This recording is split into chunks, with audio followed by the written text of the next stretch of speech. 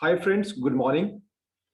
दोस्तों, आज के इस वीडियो में हम बात करेंगे दुनिया की सबसे बड़ी और सबसे तेजी से बढ़ने वाली इंडस्ट्री नेटवर्क मार्केटिंग इंडस्ट्री के ऊपर दुनिया में लिखी गई टॉप 10 और सबसे ज्यादा बेनिफिशियल किताबों में से एक, यानी कि जिसका नाम है गोप्रो, जिसकी टैगलाइन है 7 steps to becoming a network marketing professional, जिसके लेखक हैं मिस्टर एरिक वोरे, जो कि दुनिया के एक बड़े जाने माने टीचर हैं, लीजेंड हैं, खरबपति अचीवर हैं इस इंडस्ट्री के। और आज 200 से ज्यादा मुल्कों के अंदर उनकी ट्रेनिंग्स को फॉलो किया जाता है। उनकी इस किताब को बड़े बड़े मल्टी करोड़पति और अरबपति अचीवर अपनी टीम में प्रमोट करते हैं। आज हम बात करेंगे इस इंटरनेशनली लीजेंड बुक गोप्रो के चैप्टर 10 के बारे में, जो है स्किल नंबर 7, यानी कि इवेंट्स का प्रचार करना। नेटवर्क मार्केटिंग में लोग मीटिंग से पैसे कमाते हैं, ये एकदम सरल है। हाँ, टेक्नोलॉजी हमें लोगों से बेहतर और कुशल तरीके से जुड़ने में मदद कर सकती है, लेकिन कुछ भी आमने सामने की मीटिंग की जगह नहीं लेगा। लोगों से एक का एक मीटिंग छोटे समूह में या स्थानीय या बड़े इवेंट्स का किसी भी नेटवर्क मार्केटिंग संगठन पर लंबी सफलता का बड़ा असर होता है। लेकिन एक विशेष प्रकार का इवेंट सबसे शक्तिशाली होता है, और वह है डेस्टिनेशन इवेंट। जी हां दोस्तों, डेस्टिनेशन इवेंट। यह इवेंट कंपनी प्रायोजित कर सकती है, यह इवेंट कंपनी प्रायोजित कर सकती है या आपके अपलाइन लीडरशिप द्वारा ऑर्गेनाइज हो सकता है। लेकिन डेस्टिनेशन इवेंट ऐसा है जहां अधिकांश लोग एक अलग शहर की यात्रा करते हैं, होटल में रहते हैं और कॉन्फ्रेंस या कन्वेंशन में भाग लेते हैं। कुछ लोग इस बात को तर्क करने का प्रयास करते हैं कि डेस्टिनेशन इवेंट नई टेक्नोलॉजी में खत्म हो चुके हैं और अब लोग इन बातों के लिए यात्रा नहीं करेंगे। मैं आपको बता सकता हूं, वह सभी लोग हमारे प्रोफेशन में उच्च आय कमाने वाले नहीं हैं। अगर आप अध्ययन करते हैं कि सफल लोग अपने नेटवर्क मार्केटिंग संगठन का निर्माण करने के लिए क्या करते हैं, तब आपको मिलेगा कि उनमें से हर एक डेस्टिनेशन इवेंट को अपने व्यापार के निर्माण के लिए उपयोग करता है। वहां बहुत कुछ खास होता है। अपने रोजमर्रा के जीवन से दूर जाकर अपने सपनों पर पूरी तरह ध्यान केंद्रित करना, भले ही वह केवल सप्ताह के अंत के दिनों में हो, अच्छा है। आप इसे अपने भविष्य पर फिर से ध्यान केंद्रित करने में उपयोग कर सकते हैं और जरूरी ताकत इकट्ठा करें अपने घर वापस जाकर वह करने के लिए जो आपके व्यापार को आगे बढ़ाने के लिए आवश्यक हो। इवेंट के दौरान प्रेजेंटेशन को सुनते हुए आप ताकत प्राप्त करेंगे। कभी कभी एक व्यक्ति आपके जीवन के सही समय पर कुछ कह जाता है और वह आपको हमेशा के लिए बदल देता है। 20 साल पहले मैं एक कन्वेंशन में था जब एक व्यक्ति जॉनी डैनियल ने कहा, आप उस व्यक्ति का आकार बता सकते हो उसकी समस्या के आकार को देखकर जो उसे नीचे ले जाती है। वह कथन मेरे दिल की सही जगह पर आया और तब से मेरी मदद कर रहा है। अगर मैं कभी दुखी या उदास होता हूं, मेरे अंदर से कोई कहता है, क्या ये एरिक का आकार है? मैं जवाब देता हूं, नहीं। खुद को ऊपर उठाता हूं और फिर से आगे बढ़ता हूं। इतने सालों में डेस्टिनेशन इवेंट्स में सैकड़ों ऐसे पल आए इतने सालों में डेस्टिनेशन इवेंट्स में सैकड़ों ऐसे पल आए हैं जब मैंने इवेंट्स को दोष दिया है। मैंने एक इवेंट में प्रोफेशनल बनने का निर्णय लिया। मुझे एहसास हुआ कि मुझे इवेंट में नहीं रोक सकेगा। मैंने इवेंट में ऊपर जाने का निर्णय लिया। असल में जैसे कि मैंने पहले सोचा था कि मैं अपने नेटवर्क मार्केटिंग करियर में एक महत्वपूर्ण पल के बारे में नहीं सोच सकता था जो इवेंट में नहीं हुआ। प्रेजेंटर से ताकत बढ़ाने के साथ साथ आप अपने शामिल होने के निर्णय पर अविश्वसनीय पुष्टि प्राप्त करते हैं। यह एक धारणा है, सामाजिक प्रूफ, सामाजिक सबूत, और यह बहुत महत्वपूर्ण है। मनुष्य के रूप में हम अपने विचारों और अनुभवों के बाहरी सबूत को तलाश करने में बंधे हुए हैं। डेस्टिनेशन इवेंट में आप कई अन्य लोगों को देखते हैं जिन्होंने आप जैसा निर्णय लिया है, और ये अच्छा महसूस होता है।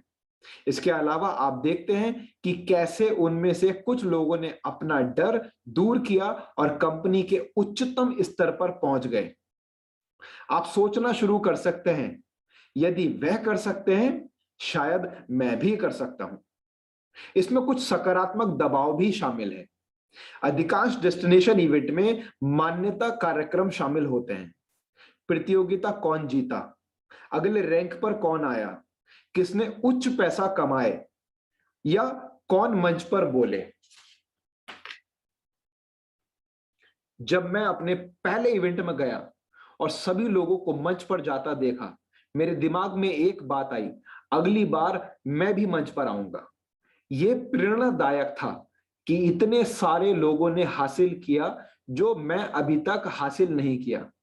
इसने मुझे सोचने को कहा, मैं ऐसा करूंगा, और इसने मुझे योजना पर काम करने को कहा, वह हासिल करने के लिए। प्रेरित होने के अलावा मैं अपने व्यापार में कुछ सुधार किए बिना अगले इवेंट में नहीं दिखना चाहता था। उस सकारात्मक दबाव ने मुझे अपने डर का सामना करने में मदद की और मैंने इसे कर दिखाया। कुल मिलाकर डेस्टिनेशन इवेंट पर समुदाय की भावना आरामदायक होती है। जब बात आती है नेटवर्क मार्केटिंग की, हम सभी अज्ञानी लोगों से भरी दुनिया में रहते हैं। यह कभी-कभी निराश कर सकता है, लेकिन जब हम बड़े इवेंट्स में जाते हैं, तब अचानक हम उन लोगों से घिर जाते हैं या उन लोगों से घिरे होते हैं जो वैसा ही सोचते हैं जैसा हम सोचते हैं। उनके पास समान विश्वास, उम्मीदें, सपने, आकांक्षाओं और सकारात्मक दृष्टिकोण होता है। ऐसे अद्भुत लोगों के साथ समय व्यतीत करना सचमुच हमें फिर से भर देता है, जिससे हमारे पास अगले कदम की ताकत आ जाती है। एक बार जब आप समझ लेते हैं कि डेस्टिनेशन इवेंट हमारे व्यापार की सफलता के लिए कितने महत्वपूर्ण है, तब आपको यह जानने की आवश्यकता है कि अपने संगठन में कैसे इवेंट्स को प्रभावी तरीके से प्रमोट करें। यह सच में बहुत आसान है। आपके संगठन से जितने ज्यादा लोग इवेंट्स में शामिल होंगे, उतना ही ज्यादा पैसा आप अपने प्रोफेशन में कमाएंगे। उच्च लीडर्स जानते हैं कि कितने लोग शामिल हो रहे हैं और वह हर नए इवेंट में उस गिनती को बढ़ाने की कोशिश करते हैं। उसके बारे में सोचें, उन 2 डिस्ट्रीब्यूटर्स को लें जिनका समूह 100 लोगों का है। एक डिस्ट्रीब्यूटर इसे प्राथमिकता देता है और सभी हर प्रमुख डेस्टिनेशन इवेंट में ले जाता है, और सभी लोगों को हर प्रमुख डेस्टिनेशन इवेंट में ले जाता है। दूसरा डिस्ट्रीब्यूटर इसे प्राथमिकता नहीं देता है, इसलिए कुछ लोग ही जाते हैं। कौन सा समूह ज्यादा सफल होगा, यह एक प्रतियोगिता में नहीं है, यह एक प्रतियोगिता भी नहीं है। पहला कदम एक संस्कृति का विकास करना जो दूसरों को डेस्टिनेशन इवेंट में भाग लेने की तुलना में स्वयं का भाग लेना प्रमोट करें और दूसरों को भी यही निर्णय लेने में मदद करें। इसका मतलब है कि आपको दूसरों का उदाहरण बनकर नेतृत्व करना होगा और कोई डेस्टिनेशन इवेंट्स नहीं छोड़ना है। जब मैंने इस प्रोफेशन में शुरुआत की, मुझे नहीं पता था कि मैं कैसे कर रहा हूं। मेरे पास पैसा नहीं था और मैं समय नहीं निकाल सकता था। मेरे पास वही बाधाएं थीं जो औरों को होती हैं। लेकिन मेरे पहले इवेंट में कुछ ऐसा हुआ जिसने सब कुछ बदल दिया। मैंने वहां जाने के लिए पर्याप्त पैसा इकट्ठा किया और वह बहुत अच्छा अनुभव रहा। मंच, रोशनी, लोग, सफलता की कहानियां, वह सब मजेदार था।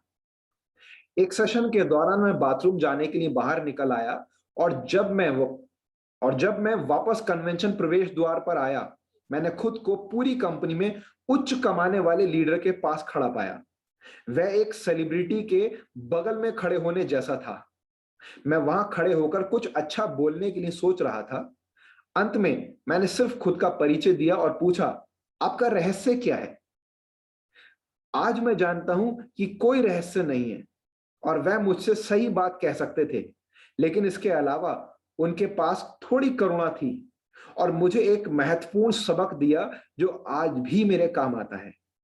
उन्होंने कहा, एरिक, क्या आप इस कमरे को देख रहे हो? इसमें 2000 लोग आ जाते हैं। हम ये इवेंट्स साल में 3 बार करते हैं। रहस्य ये है, अगले इवेंट में इसमें से आधे लोग दोबारा नहीं आएंगे, लेकिन अन्य आधे लोग इस कमरे के औसत लोगों से दुगने लोग बना लेंगे। आपका काम उन 1000 लोगों में से एक होना चाहिए जो वापस आएंगे, और ये रुकता नहीं है। अगले इवेंट में वह आधे 1000 लोग वापस नहीं आएंगे, लेकिन वह 500 लोग कमरे के औसतन लोगों से 4 गुना ज्यादा बना देंगे। ये इवेंट से इवेंट जारी रहता है अगर आप वापस आना जारी रखेंगे। अंत में आप उस कमरे के लोगों में से सबसे अधिक पैसा कमाने वाले व्यक्ति होंगे, और शायद आप खुद को भी मंच पर पाएंगे। मैंने कहा, यही है? और उन्होंने जवाब दिया, एरिक, जाहिर है आप इस इवेंट के बीच अपनी स्किल पर काम करना जारी रखोगे, लेकिन मेरे अनुभव ने मुझे दिखाया कि यदि आप हमारे बड़े इवेंट में लोगों को लाते हैं, आप ऊंचाई पर पहुंच सकते हैं। ये मेरे समझने के लिए बहुत आसान था। मैंने उनका धन्यवाद किया और उसी क्षण मैंने प्रस्ताव बनाया कि कंपनी का कोई बड़ा इवेंट नहीं छोड़ना है।